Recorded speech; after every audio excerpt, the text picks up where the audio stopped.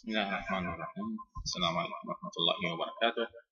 استكمل معكم أعزائي الطلبة سلسلة محاضرات الفسلجة لطلبة كلية التمريض. نستكمل العنوان الأخير اللي انتهينا من محاضرتنا السابقة، اللي هي الموجات التي تتعلق بجهاز الإلكتروكارديوغرام ECG. نبدأ بأول موجة اللي هي موجة البي ويف. الموجة البي ويف يا طلبتنا الأعزاء تعني depolarization of the atrial fibers of the SA node، بمعنى زوال الاستقطاب بمعنى تغير الوضعية الكهربائية أو الكمون الكهربائي الذي كان موجود على مستوى الخلايا في تركيب الأذين من حالة من الاستقرار الكهربائي إلى حالة من التغير الكهربائية، أي من البولارايز إلى حالة الديبولارايز بمعنى زوال الاستقطاب. هذا يتولد من transmission of electrical impulse from the sinoatrial node throughout the atrial myocardium، وهذا يؤدي إلى إنتاج موجة البي ويف على الجراف الخاص بجهاز ال ECG. الموجة الثانية تسمى بموجة QRS complex، معقد QRS. The QRS complex begins as short downward deflection، يرمز له بالحرف K. Q طبعا continues as a sharp upward spike R and ends as a downward deflection S، بمعنى أنه هذه الموجة راح تبتدئ بانخفاض بسيط يرمز له بالحرف Q، يتبعه ارتفاع حاد إلى الأعلى راح يعرف بالR، وينتهي بانخفاض آخر يسمى بالS. لاحظ شكل الموجة عزيزي.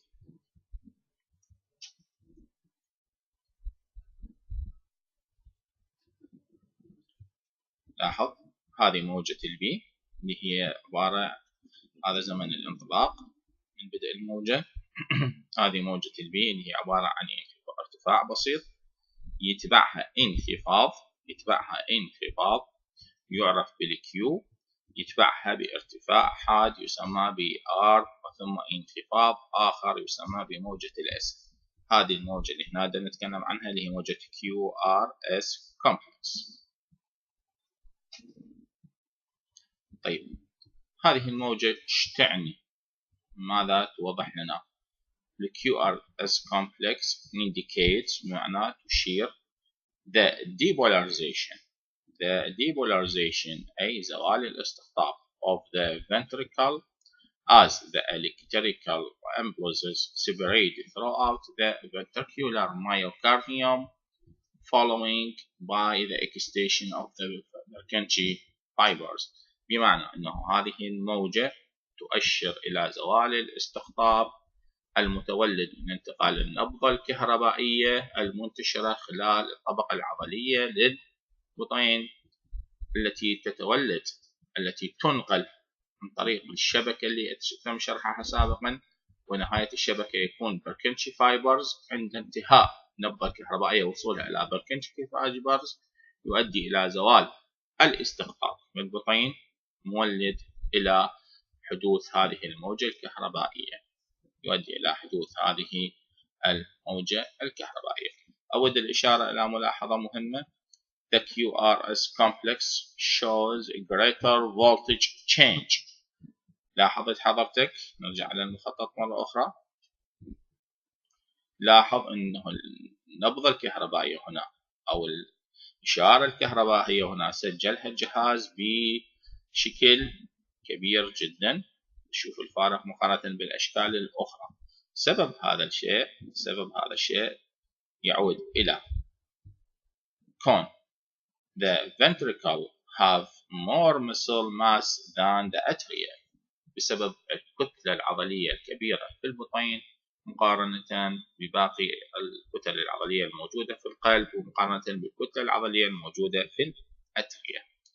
الموجة الثالثة تسمى ب T-wave. شو تمثل ال T-wave؟ represents repolarization of the ventricle. يعني مصطلح جديد، مر عليه البولاريزيشن، عرفنا انه معناها الاستقطاب او الاستقرار الكهربائي.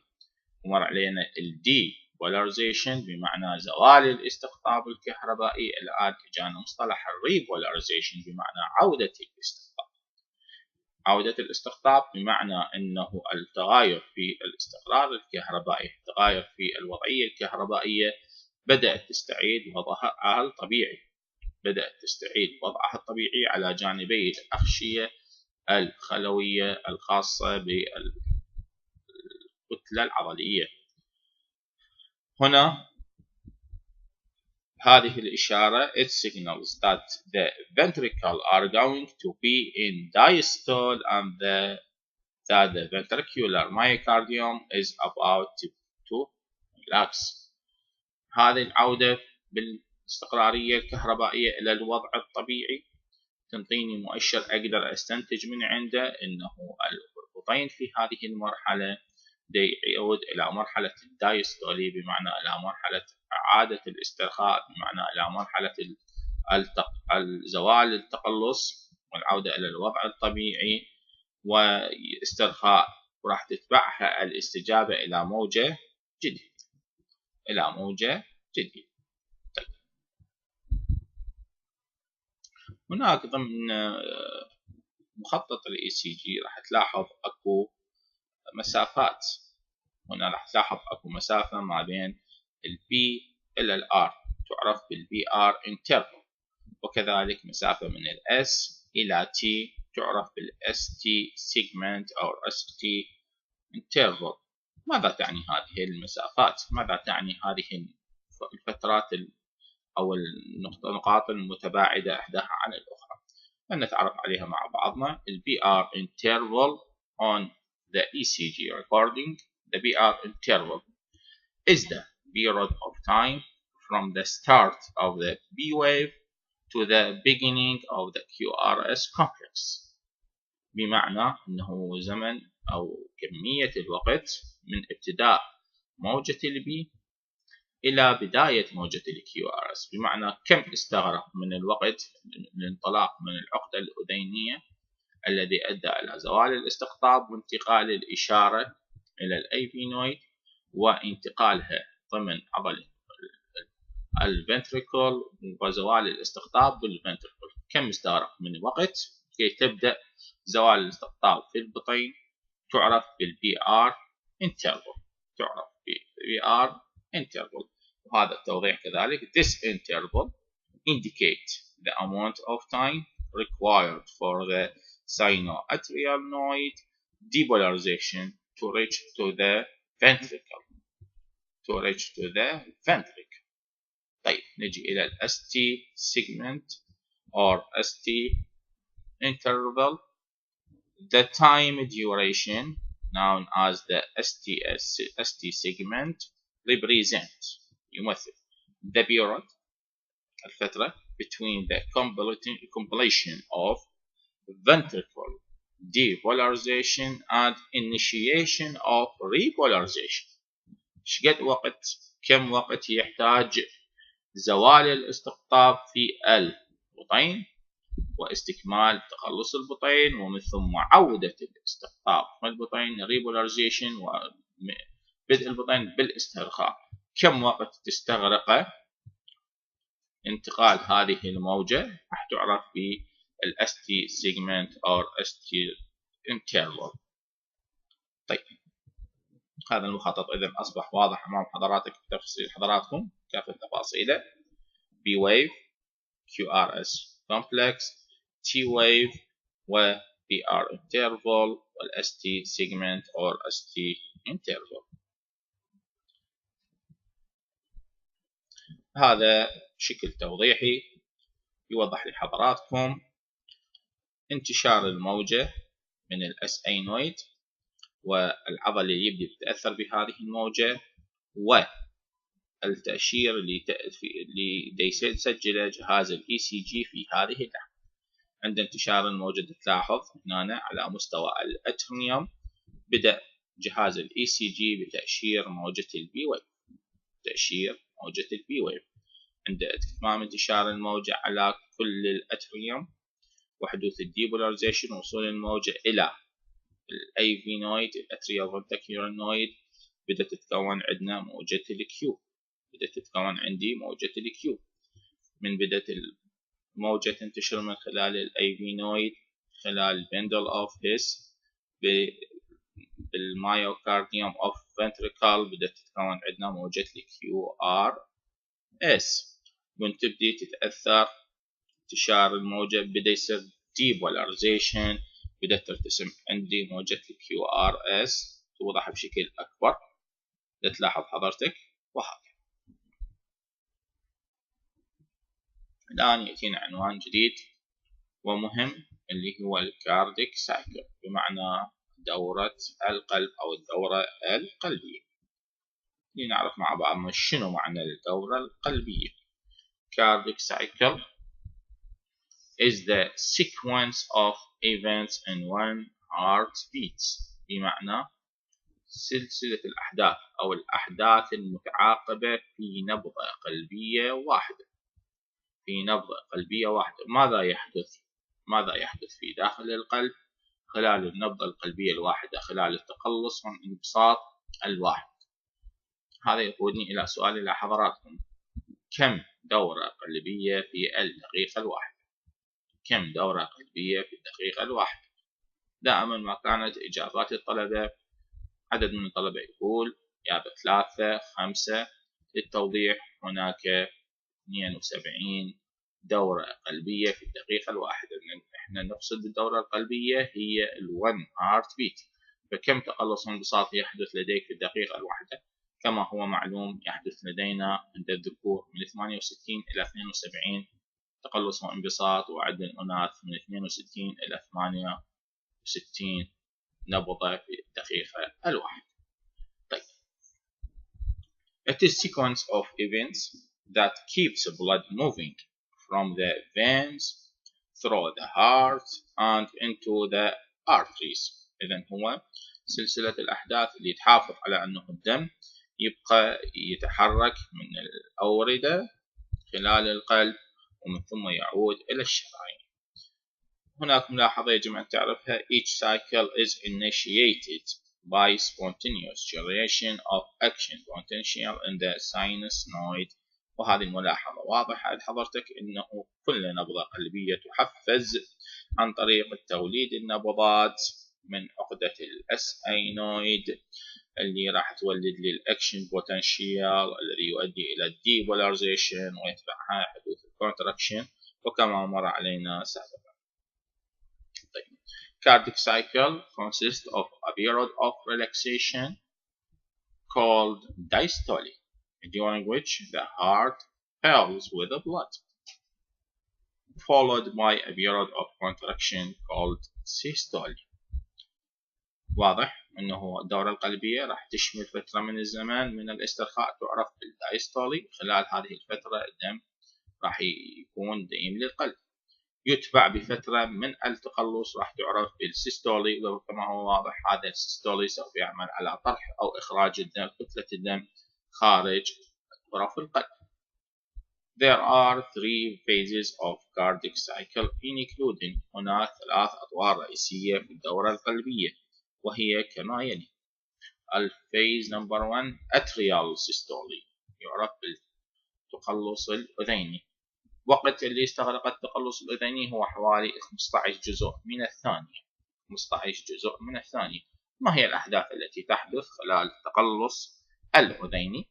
During this phase both atria are in systole بمعنى contracted while the ventricle are in diastole بمعنى relaxed. إذن الأتريوم الأذينان في هذه المرحلة كل منهما في حالة من التقلص بينما الأذينان يكونان في حالة من الاسترخاء. Rising blood pressure in the atria ارتفاع ضغط الدم نتيجة التقلص في الأذين. Forces يولد قوة يؤدي إلى open the right and left atrioventricular valves. هذه القوة المولدة هذه قوة الضغط المتولدة سوف تعمل على فتح الصمامات الأذينية البطينية. So the blood enter the 2 ventricles through the atrioventricular valve. مؤدية إلى انتقال الكتلة الدموية من الأذين إلى البطين. At this time, both atrioventricular valves are open and semilunar valve are closed. في هذه المرحلة راح نشوف أنه الصمامات، القلب يحتوي على 4 صمامات.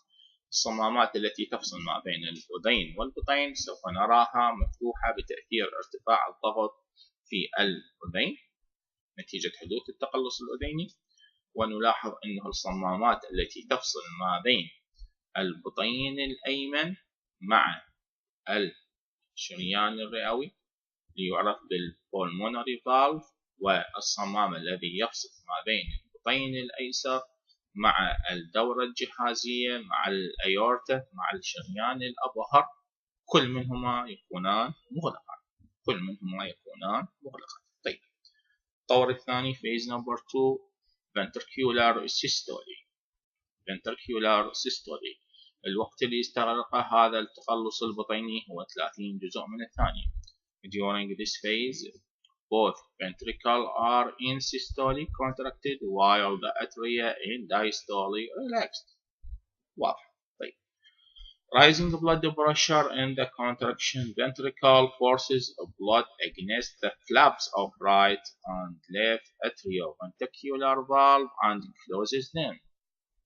ارتفاع الضغط في البطينين راح يعمل لي مسألتين مهمتين. المسألة الأولى راح يعمل على غلق الصمامات الأذينية البطينية التي تفصل ما بين الأذين والبطين.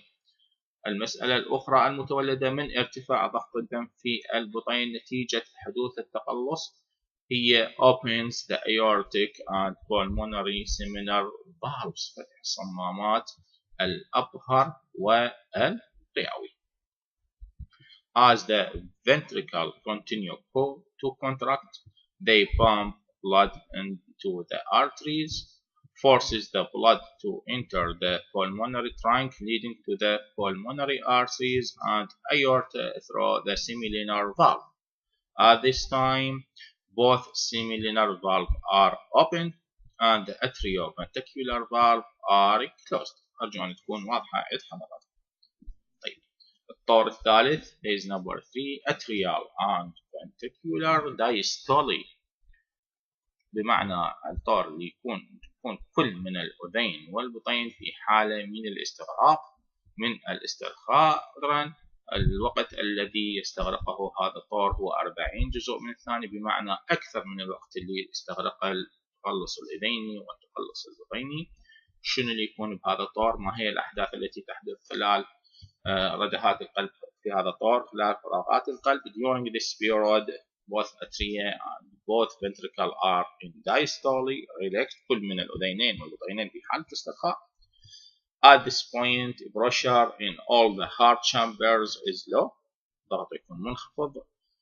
Blood returning to the heart from superior and inferior vena cava، الدم يعود إلى القلب من خلال الوريد الأجوف العلوي والأسفل. And pulmonary veins fills the right and left atria، والأوردة الرئوية تملأ كل من الأذين الأيمن والأيسر. وهذا الدم اللي دخل البطين الأذيني والأيسر flows passively، يسير بشكل سلبي، أي يسير بشكل انسيابي بتأثير الجرافيتي، من دون تأثير للبريشر، بدون تأثير للتقلصات القلب to the ventricle، إلى البطين. At this time, both atrioventricular valves are open and semilunar valves are closed. كل من الصمام الأذيني البطيني يكون مفتوح، وصمامات السيميلينر فالف are closed. هذه المراحل الكارديك سايكل. أول مرحلة نشوفها جنابك اللي هي الفنتريكال دايستولي. تشوف جنابك هي ملء الانتقال الدم إلى الفنتريكال، ومن ثم حدوث الاسترخاء لتتمل الدم للفنتريكال، يتبعها الاتريال كونتراكشن لدفع كامل الكتلة الدموية. من ثم حدوث عملية الفنتريكال سيستولي بمعنى التقلص البطيني اللي راح يعمل على غلق الصمامات الفاصلة ما بين الأذين والبطين وفتح الصمامات اللي موجودة ما بين الشريان الرئوي والشريان الأبهر لانتقال الكتلة الدموية من الفنتريكال إلى الدورة الرئوية والدورة الجهازية. طيب عنواننا الجديد هو The Heart Sounds بمعنى الأصوات القلبية. هناك عدد من الأصوات القلبية، لكنه في الحالة الطبيعية هناك صوتين رئيسيين يمكن سماعهم من القلب عند استعمال السماعات الخاصة بفحص الأصوات القلبية. هي الأصوات هي تعرف باللب دب. لب دب. هذه الأصوات تتولد as the chamber contract and the valve closed. خلينا نعرف منين تجينا هذه الأصوات. The first heart sounds اللي هو اللب شو وقت أسمعه is heard when the ventricle contract and the atrioventricular valve closed. شو وقت أسمعه عندما يكون هناك تقلص للبطين وانغلاق الصمام الأذيني البطيني، انغلاق الصمامات الأذينية البطينية. شنو ميزة هذا الصوت؟ This sound lasts longest and has lower pitch. هذا الصوت يستمر لفترة أطول لكنه النبرة الصوتية اللي يسمعها تكون أخف. طيب الصوت الآخر هو صوت الدب.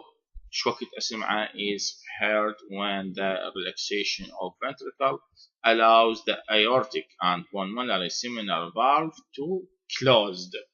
عندما يسترخي البطين مؤديا إلى انغلاق الصمامات اللي تفصل ما بين الدورة الجهازية والصمام اللي يفصل مع الدورة الرئوية، أي يفصل مع الصمام الرئوي والصمام التاجي، الصمام الرئوي والصمام التاجي. إذا واضح عند حضرتك إنه هذه الأصوات تتولد من انغلاق الصمامات، تتولد من انغلاق الصمامات عند حدوث التقلص البطيني وحدوث الاسترخاء البطيني. عنوان الجديد هو الكارديودايناميك. الكارديودايناميك or heart dynamic بمعنى حركيات القلب. هنا أنا أريد أعرف شنو كمية الدم اللي تخرج من القلب في كل تقلص وانبساط، وش قد معدل الدم اللي يخرج من القلب خلال دقيقة واحدة، باعتبار أنه هذه الكمية التي تخرج من القلب عند تقلص وانبساط لا يمكن أن أحكم عليها كمقياس لعمل القلب. أنا من أريد أوضع مقياس، من أريد أخذ معدل لعمل القلب، لازم يكون عندي فترة زمنية محددة لكي أستخرج من عندها المعدل. إذن cardiodynamic or heart dynamic refers to the movements and forces generated during cardiac contractions.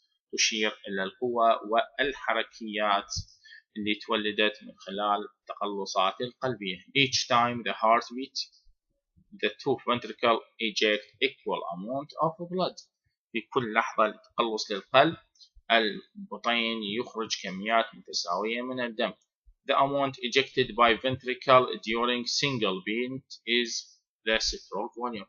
كمية الدم التي تطرح أو تخرج من البطين في نبضة واحدة في تقلص واحد للبطين تعرف stroke volume، تعرف بحجم النبضة، حجم النبضة stroke volume. The stroke volume can vary، يمكن أن يتغير from beat to beat، من نبضة إلى أخرى. من أنا قاعد يطلع حجم، من أنا أريد أقوم راح يصير أكو تغاير في الحجم اللي راح يخرج. So we prefer to use the cardiac output. لذا فضلنا استخدام ما يعرف بالcardiac output. شنو هو الcardiac output؟ The amount of blood pumped by each ventricle in 1 minute. كمية الدم التي تضخ من كل بطين في دقيقة واحدة. إذن كيف أحتسب الcardiac output؟ Cardiac output can be calculated by multiplying the heart rate by the average stroke volume. أم يمكن أن احتسابه عن طريق ضرب الهارت ريت. إيش قد عندي معدل الهارت ريت 72 في حجم الستروك فوليوم. cardiac output is equal to heart rate multiplying by stroke volume. الهارت rate في stroke volume.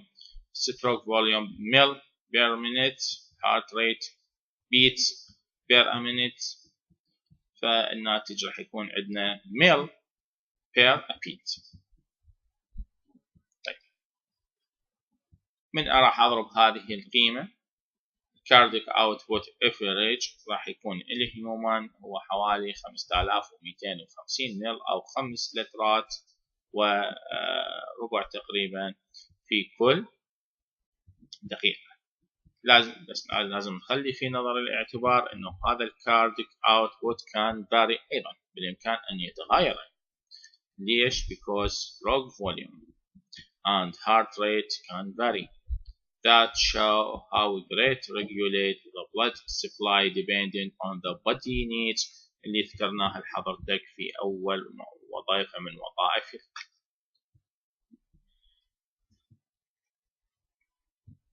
هذه سلايد يوضح لحضراتكم انه قد نحتاج من الكارديك اوتبوت في حالات اللي بيها احتياج زيادة او بيها انخفاض من الكارديك اوتبوت. مثلا اكو في مراحل الكارديك اوتبوت ما يكون به تغير no change، شو وقت من أكون نايم أو من moderate change in environmental temperature، من تغيرات معتدلة في درجة الحرارة الكارديك اوتبوت ما راح يشد أي تغيير. يزداد الكارديك اوتبوت شو وقت بالانكستي and excitement من 50 إلى 100%، بالإيتينج 30%، exercise up to 7 times 700% يتضاعف 7 مرات. high environmental temperature، pregnancy، وإفراز الإبنفرين. شو وقت يصير degrees sitting or standing from lying position من أوقف أو أجلس، من أكون وضعي أنا متمدد راح يزداد ينخفض عندي من 20 إلى 30%. رابط أراثمايس والهارت ديزيز. عنوان الجديد هو البلد بريشر. ما هو البلد بريشر؟ blood pressure is the force the blood exerts against the wall of the blood vessel، يعني القوة التي يسلطها الدم على جدران الأوعية الدموية. It is one of vital signs، وهو أحد أنواع العلامات الحيوية often measured by indeed a normal blood pressure، واحد علامات الحيوية التي تقاس عليه. طيب normal blood pressure is essential to life، ضغط الدم الطبيعي هو ضروري للحياة، والبلد بريشر هو أحد وظائف القلب اللي تم ذكرها أولا، وهو من الحكم الرئيسية لوجود القلب عندنا. إذا ما هي الاسنشيال to life؟ ليش the blood pressure is essential to life؟ because filtration in capillaries depend upon blood pressure. filtration brings nutrient to tissue. إذا عملية الفلتريشن، عملية انتقال المواد الغذائية في الشعيرات الدموية، يعتمد على ضغط الدم، وهاي عملية الفلتريشن هي وسيلة لانتقال المواد المغذية والتفاصيل المهمة إلى الأنسجة. طيب وحدة قياس الضغط هي مليمتر أوف ميركوري، ترمز لها بالMMHg. systematic blood pressure are two kinds: systolic and diastolic blood pressure. Systolic pressure is always the higher of the two and represent the blood pressure when the left ventricle is contracting. The diastolic pressure represents the blood pressure when the left ventricle is relaxed and does not exert force. إذا ضغط الدم الانقباضي هو الأعلى ويمثل ضغط الدم عندما يكون البطين في حالة التقلص، بينما ضغط الدم الانبساطي دايستوليك يمثل ضغط الدم عندما يكون البطين الأيسر في حالة الاسترخاء ولا توجد هناك قوة مسلطة على الأوعية أو جدران الأوعية الدموية. عند هذا العنوان انتهت محاضرتي لهذا اليوم. شكرا جزيلا لكم، وأراكم في مستقبل قريب إن شاء الله.